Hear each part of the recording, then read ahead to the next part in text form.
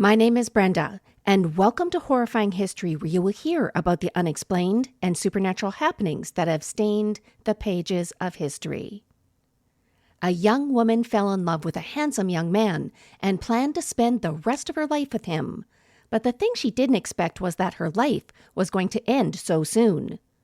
So snuggle in, my spooky friends. You're about to hear the tale of Maria Marten and the Red Barn murder. But here's a warning to you all. Today, we will be talking about a graphic death. Listener discretion is advised.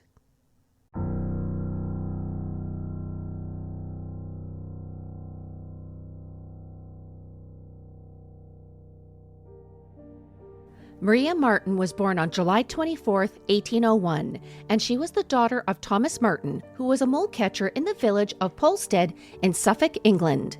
As you can imagine, catching moles for a living is not the best paying job. So because of this, Maria and her family were not well off, but she was noticed. According to parish records, young Maria was said to be beautiful, literate, and that she had the taste of the finer things in life after her employer's daughters would pass down their fine clothing to her. But local legend says that this was the time that Maria had her fortune told. The fortune teller said that Maria would not live to a ripe old age, but she would have many lovers and would have riches within her grasp. As this story continues, my dear listeners, you will find out just how true this prediction actually was. It was due to Maria's beauty that she attracted the attention from all the local boys, and she did not shy away from this attention. Maria became involved with several local men, and it was one of them that would become her first baby daddy. His name was Thomas Corder, and the second that Maria told him that she was pregnant, he abandoned her. But Maria was not single for very long. She started a relationship with a man named Peter Matthews, who was a handsome, middle-aged man who had very important connections. He was with Maria when she gave birth to Thomas's child, and stayed after her child died only weeks later. But soon, Maria found herself pregnant again with Peter's child, and this child survived. His name was Thomas Henry, and he was born in December of 1824, but soon after his birth, his father broke up with his mother. Peter agreed to pay Maria a quarterly sum for the child's care before he left both of their lives. But, as a bit of a spoiler alert for you all, Thomas had a brother named William, and let's just say William wasn't the nicest guy either. William Corder was born in 1803, and he was a son of a farmer. As time passed, William gained the nickname of Foxy due to his sly ways. He was known as a fraudster, and for good reason. He had fraudulently sold his father's pigs, and when his father found out, he was furious. His father settled the matter without involving the police, in hopes that his son would change his ways, but as you likely all guessed, William didn't. Soon after this, William started passing forged checks and helped a local thief steal a pig from a nearby village. When the thief was questioned by the local police about this theft, he said something prophetic. He said, and I quote, "I'll be damned if he will not be hung some of these days." Now, William's father preferred his other sons who weren't thieves and liars and cheaters. So after stirring up all this trouble, William's father ordered him to go to London and to find work there or go to the sea. He hoped that this would set him on the straight and narrow, but it didn't. In some reports, William was unable to find work. In others, William just didn't want to. But either way, this had the same result. William soon fell in the company of petty criminals, and he squandered away the money that his father gave him to get on his feet. But soon things changed. William's brother Thomas died of drowning when he attempted to cross a frozen pond.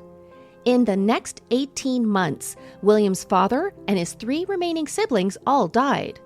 This meant that William was the only one left to run the family farm along with his mother. William was told to go back home. But William's new responsibilities did not stop him from looking for some distractions from his farming life. It was not long before the good-looking, fashionably dressed young man caught Maria's eye. What she saw was a slim and handsome man who came from the prosperous Corder family. But what she did not know was that William had a reputation as something other than a swindler. He was known as the local ladies' man. Neither the Marten or Corder families would have been happy to hear that Maria and William were together. Both of them now had not the best reputations, and Maria was from the wrong side of the tracks. But the couple didn't care what anyone had to think when they started sneaking around with each other. The two would secretly meet up at the Red Barn, which had a partly thatched and a partly tiled red roof that was a half a mile or 0.8 of a kilometer away from Maria's home. As much as William wanted to keep their relationship a secret, Maria wasn't able to. That was because Maria became pregnant. As her pregnancy progressed, Maria wanted them to get married and be a family, and William agreed. He pledged his love to Maria, and the two would talk about their future together as Maria's pregnancy progressed. As part of this, William convinced Maria to move into lodgings 9 miles or 14.4 kilometers away to have their baby. The baby died soon after their birth, and to conceal this, William buried the deceased child in a nearby field. According to some stories, the baby's death was not in any way natural. And then things got worse. One of Peter's child support payments went missing. Maria accused William of stealing it, and William denied her allegations. The couple began to fight about this and how William buried their child. This then led into them arguing about their marriage plans, and William insisted that he still wanted to marry her and have a family together. Later, in front of Maria's stepmother Anne, William asked Maria to elope to nearby Ipswich. When there, they would get married away from prying eyes. Maria was confused. Why couldn't they celebrate their love with their loved ones? This is when William claimed that he heard rumors that the parish officers had a warrant out for her arrest on the charges of bearing illegitimate children. He was only trying to protect her, he said. Maria told William that she was scared that she would be seen leaving with him, but William had a solution for this. Maria would meet him at the Red Barn, and so she wouldn't be seen at all, she needed to dress like a man. William would bring her clothing to the Red Barn, and she would change before they left. They were to leave on Wednesday morning, but William wanted to delay until the following night. And then on Thursday, William couldn't go, and he needed to delay until the next day, Friday, May 18th, 1827. That day, William showed up at Maria's home and said they had to leave immediately, and he would meet Maria at the barn. When she rushed out of her home to go to that barn, she had no idea that this would be the last time anyone would ever see her alive again. She also was not aware that there was no warrant out for her arrest. William then also went missing, but he came back and he was acting very strangely. People thought that he was acting very suspiciously, and he was very evasive when he was asked if he knew where Maria was. He told some that she was staying in Ipswich, and to others, he told them that she was in another nearby town where she was staying with a Miss Rowland. He claimed that he could not bring her home yet because he was afraid his friends and family would be angry at them. In fact, he said he thought the entire village would be mad at them. But then William made an announcement that he and Maria would be married during a local festival. But by the time late September came around, William claimed that it was just too hot to get married at that festival. He soon left for London, telling the villagers he wasn't feeling very well. After arriving in London, William went to the Isle of Wight, which in letters he sent to Maria's family, William claimed she was at. He said that Maria was unable to write due to she had injured her hand, but the two had happily settled into their married life there. After receiving correspondence from Maria's family asking how she injured her hand and why was it taking so long to be healed, William replied that he was confused since he knows that Maria wrote them. He had no idea why they weren't getting her letters. But meanwhile, he was doing a little writing of his own. William had traveled back to London and he placed an advertisement for a wife in a local newspaper. Yes, you all heard me correctly. He placed an advertisement in a local newspaper for a wife, and he received over 100 replies. Out of all of those responses, he chose one, Mary Moore. He knew Mary since he met her on his trip to the Isle of Wight. The couple had a 2-month-long courtship before they were married in November of 1827. After the wedding, the newlyweds set up a school for young women in West London. Meanwhile, back at home, Maria's family got excuse after excuse on why Maria wasn't reaching out. She was sick, her hand still hurt, the letter must have gotten lost. But Maria's stepmother Anne didn't think so. She started having horrible dreams, and in these dreams, Maria was a spirit. She told her stepmom that she was murdered and she was buried underneath the floor of the Red Barn. Anne begged her husband to please go to the barn and dig in a specific green storage bin where Maria said her body lay. On April 19, 1828, Maria's father went to the barn. Using his mole spike to prod the ground, he soon found something. He started to dig, and he found the remains of his daughter in the exact spot where Maria's ghost told her stepmother to dig. She was wrapped up in a sack and was buried in a grain storage bin.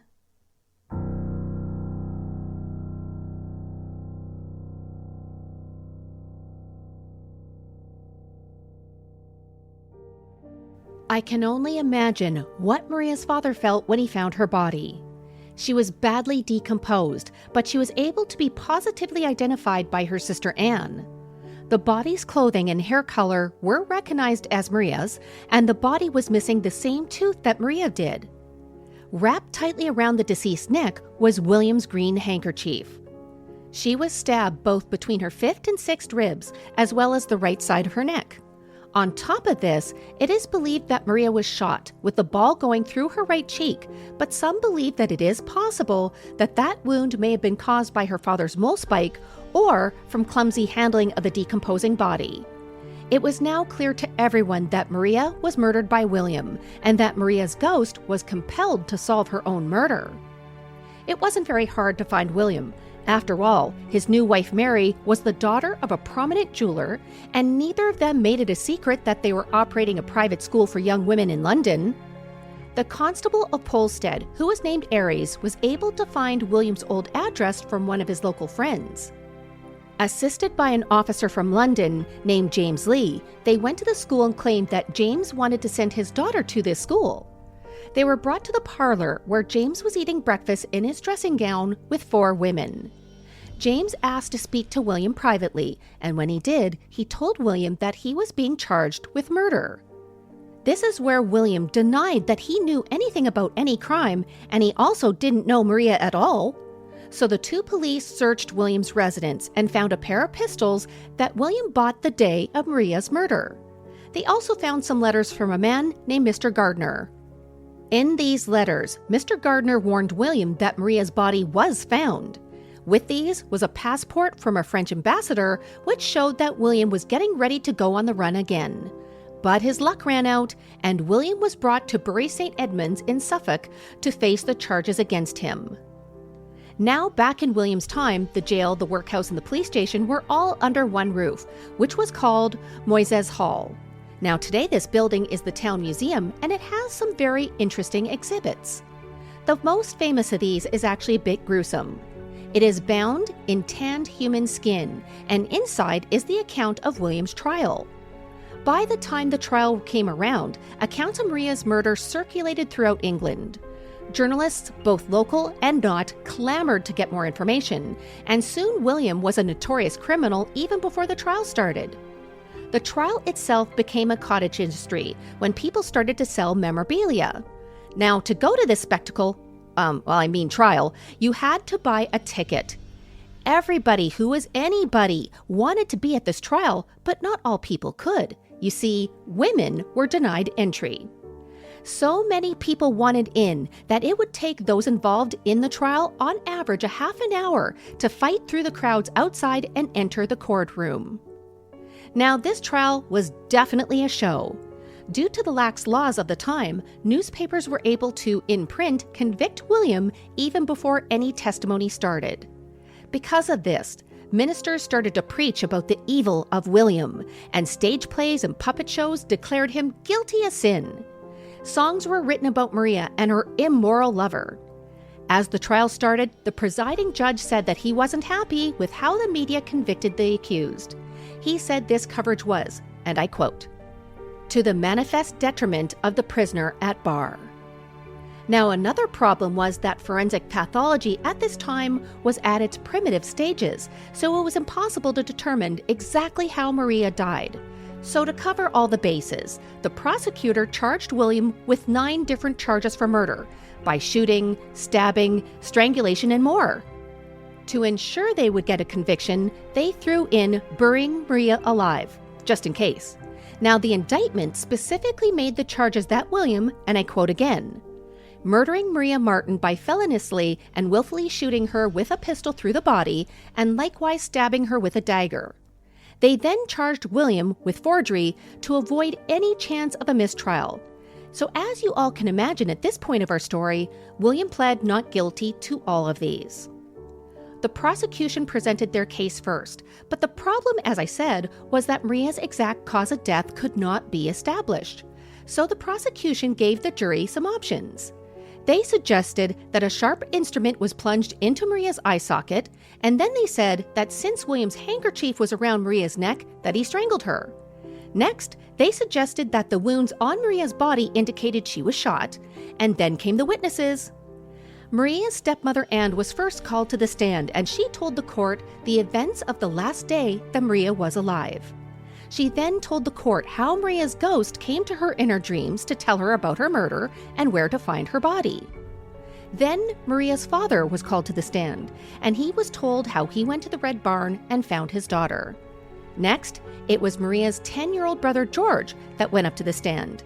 He claimed that he saw William with a loaded pistol right before the murder. He also said that he saw William walking away from the Red Barn on the day of the murder carrying a pickaxe. Next, police officer James Lee told the court about the day of William's arrest and what they found in his home. The prosecution then closed their case with what they claimed really happened, that William never wanted to marry Maria at all. They said that Maria knew about William's criminal dealings, and this gave her a hold over him. Then after Maria claimed that he stole her child support, William decided to kill her. Then it was William's turn to tell his version of events, but before he did, he ranted to the jury about how the press made everyone biased against him. He said, and I quote once more, "By that powerful engine of the press, I have been described as the most depraved of human monsters." So after this statement, William claimed that he was in the Red Barn with Maria, but after she arrived, the couple started to argue, so he left. While he was walking away from the barn, he heard a gunshot. He ran back to the barn to find Maria dead after she shot herself in her own face with his pistol. Now, you likely are all thinking the same thing that the jury was at this time. How did Maria shoot herself in the face with a pistol? Normally, a person doesn't turn a gun 180 degrees to shoot themselves in that fashion. Also, how did she even get William's pistols? But William begged the court to give him the benefit of the doubt as they went into deliberation. The jury came back 35 minutes later with a guilty verdict. And then the judge read out William's sentence. He said to William, "That you be taken back to the prison whence you came, and that you be taken from thence on Monday next to a place of execution, and that you will be hanged by the neck until you're dead, and that your body shall afterwards be dissected and anatomized, and may the Lord God Almighty, of his infinite goodness, have mercy on your soul." Yes, my spooky friends, you all heard that correctly. William was sentenced to hang and then be dissected. Now, if you remember back to previous episodes, being sentenced to being dissected was the worst possible thing that could happen. In fact, it was believed to be worse than death, since dissection would prevent the soul from resurrection. So that is why for 3 days after William's trial, he sat in prison and agonized over whether he should confess to his crimes so he could be judged by God. He met with his wife, who begged for him to come clean. He spoke to the prison chaplain, the prison warden, and the prison governor, who all told him to do the right thing. So finally, William decided to tell his next story, that he did not stab Maria. He accidentally shot her in the eye while she was changing out of her disguise while the two were arguing over their dead child. They argued about how the gravesite of their loved child may be found, and he then hid the body out of fear that he would be blamed for murdering her. This confession did nothing to prevent what happened next. On August 11, 1828, thousands of people gathered outside Bury St. Edmund's prison to watch William die. William was brought to the gallows too weak to stand on his own. Before the hood was placed over his head, William was asked if he had any last words. William said, "I am guilty. My sentence is just. I deserve my fate, and may God have mercy on my soul." Now, William's death was not a quick one. When the door dropped, William did not immediately die. The hangman had to weigh down his legs as he suffocated. 10 minutes later is when William started to convulse.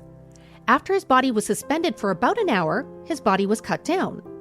This is when the hangman claimed the dead man's pants and socks, which, believe it or not, was his rights at the time. He also started to sell pieces of the rope used in the hanging to onlookers who wanted souvenirs.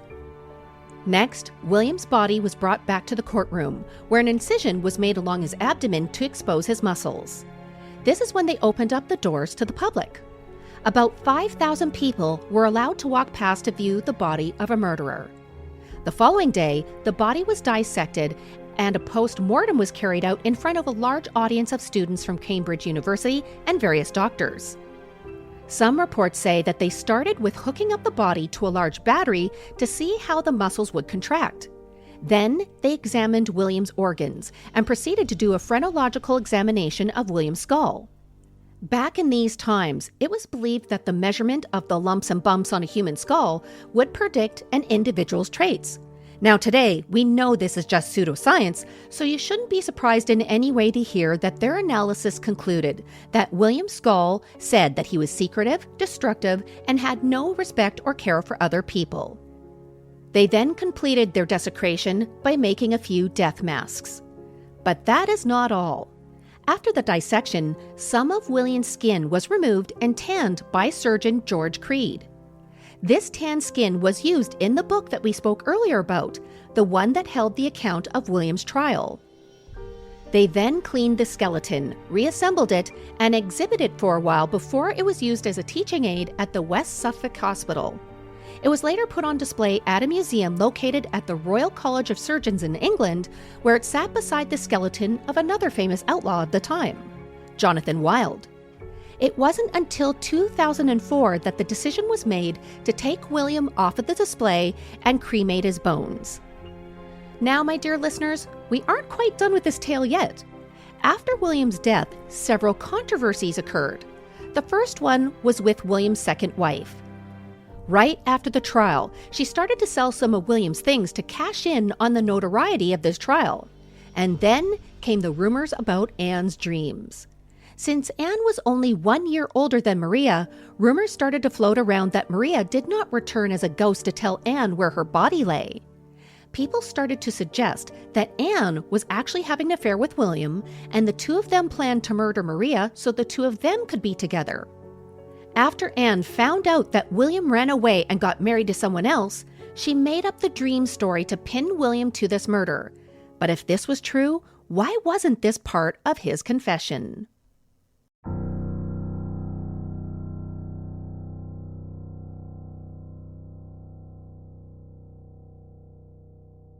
Thank you all for joining me for our latest episode of Horrifying History. Now, we want to hear from you. What are your thoughts on the murder of Maria Marten? Do you think that William was guilty? And if so, did he pay for his crimes? Let us know your thoughts on Facebook at Horrifying History, on Instagram at Horrifying_history, on Twitter at HorrifyingHIST1, or by email at horrifyinghistory@outlook.com. Now, if you haven't done it yet, please remember to hit the subscribe button for this podcast. For when you do, not only do you let more people know about our show, but you download our next episode on its day of release. It's a great way not to miss our next episode, Terrifying Supernatural Games. If you would love to take home a piece of Horrifying History, you really should check out our store. You'll find some great items by going to redbubble.com and by searching for Horrifying History in their search box.